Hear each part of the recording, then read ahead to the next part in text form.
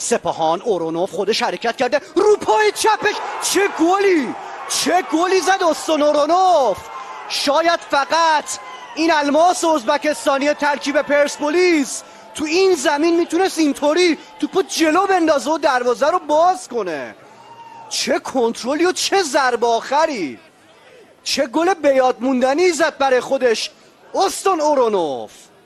ازا میندازه برای سرگیه فعلا که پرچمی بالا نرفته. موقعیت برای پرسپولیس و گل دوم.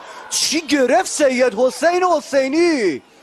پرچم بالا نمیره تا حالا بیشتر ارزش کار دروازه‌بان سپاهان مشخص بشه.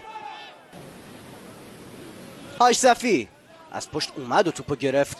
براجعه چه حرکتی از اورونوف. موقعیت برای گل دوم استون اورونوف. پاس رو به عقبش ایگور سرگیف.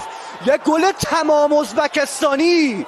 یک گل محشر از بازیکن‌های پرسپولیس.